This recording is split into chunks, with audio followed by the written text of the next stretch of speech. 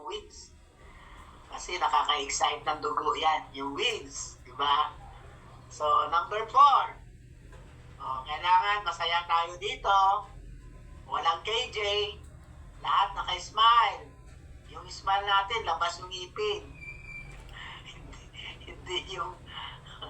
hindi yung nakatikom ang bibig naka-smile.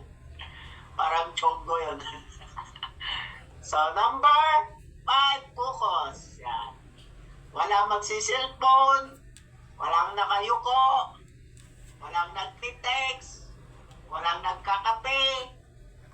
Yun ang focus. Yun ang ating rules. Yun ang the best rules ngayong umaga. Okay. Thank you. Yan, palakpakan natin si Romy. Perfect! Grabe, no? So, summarize talaga. So, alam nyo na, ang daming, yung dulong-dulo ang pinaka-highlight doon. No? Ang daming mahigpit yung pinakadulong natin, house rules. Thank you, si Romy, no? So, okay, dadako naman tayo sa ating mga wins, no? Kahapon, yung mga nakalipas na mga araw. Woo! Di ba? So, mag-share naman kayo. Ang pinaka-excited, ang pinaka-una, dapat hindi na magpatawag. Yan, nagtaas ang ganda ng kamay. Si Ma'am Jerlyn. Go ahead, Ma'am. Yes, good morning again. Siyempre, yung wins kahapon, ang pinaka-inano ko dun sa kahapon. Una-una pala, grateful and thankful na nagising tayo ng Panginoon. Yung iba hindi na gumising. Nag-i-struggle yung iba ng mga ang buhay. Pero ikaw, pinili ka na ng Panginoon. Kaya, take it talaga. And then, yung learnings kahapon, ang pinaka-ano doon yung reset the belief.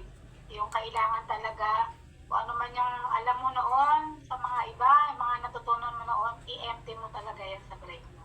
Kasi bagong ball game na ito.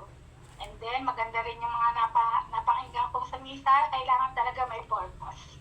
Kung ano po yung purpose natin, pwede naman natin tanongin kay Lord yun. Sasabihin naman niya yun on some way, kung ano yung purpose mo talaga, kung bakit mabubuhay pa tayo sa mundo. And ang pinaka-wins ko, PR na yung anak ko. Yay! Yan! Thank you. Yan, thank you, Ang Ma'am. ng president, ma'am. Sunod na doon yung citizenship. Wow, grabe. Thank you, Ma'am Geraldine. Yun ang pinaka-highlight talaga na wins niya. Of course, bilang nanay, no? Proud na proud talaga.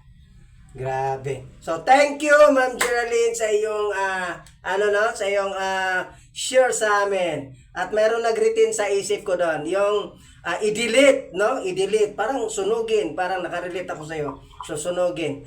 Okay, thank you. So, tatawag tayo. Pwede mo bang mag-share ng iyong wins? Dahil first honor ka, Ma'am Malo Bidal. First honor. Wait lang. First honor.